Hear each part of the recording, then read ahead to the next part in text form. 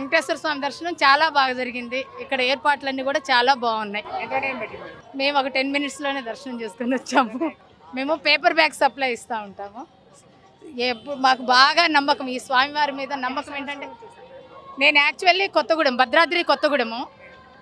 నేను ఇక్కడ హైదరాబాద్లో ఒక షోరూమ్ ఓపెన్ చేశాను. ఇక్కడికి వచ్చేస్తే నాకు మార్కెట్లో మంచి ఇది లేదు, రెస్పాన్సిబిలిటీ లేదు. అయితే యాక్చువల్గా నేను ఆ రోజు షోరూమ్ క్లోజ్ చేసి రిటర్న్ ప్రయాణం అయ్యి వెళ్ళిపోతున్నాను. ముక్కోటి ఏకాదశి కదా అని ఇక్కడికి వచ్చి దర్శనం చేసుకొని షాప్కి వెళ్ళాను. ఆల్రెడీ బ్యాగ్ మొత్తం ప్యాక్ చేసుకొని ఆ స్వామి మహిమతోటి ఒక లేడీ వచ్చేసి ప్రతి సామాను కూడా తియ్యి ఆడబెట్టు అంటుంది. ఆవిడ చాలా సింపుల్గా ఉంది, చేతిలో పర్సు లేదు, ఏమీ లేదు. ఈవిడేంటి ఉట్టిగా తీపిస్తుందా, ఎలా చేస్తుందో నాకేమీ తెలియదు. చెప్పినట్టు అన్నీ తీశాను. ఆ రోజు నాకు మార్కెట్లో స్టార్టింగ్లో వచ్చినప్పుడు ఒక 40 రూపాయలు, 50 రూపాయలు, 80 రూపాయలు నా పర్ డే సేల్స్. స్వామి దర్శనం చేసుకొని షాప్కి వెళ్ళిన తర్వాత ఆవిడ 12,000 రూపాయల మెటీరియల్ తీసి అక్కడ పెట్టింది. ప్యాక్ చేసేయమ్మా అని ఏటీఎంకి వెళ్ళి డ్రా చేసుకొని వచ్చింది.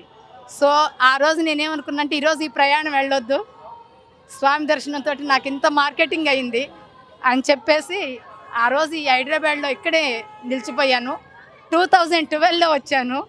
ఈరోజు అంచెలంచెలుగా ఎదుర్కొంటూ ఈ సంవత్సరం కూడా స్వామివారికి ఒక 1000 పేపర్ బ్యాగ్స్, ప్రతి సంవత్సరం కూడా స్వామివారి యొక్క ముక్కోటి ఏకాదశికి పేపర్ బ్యాగ్స్ నేనే ఇస్తూ ఉంటాను.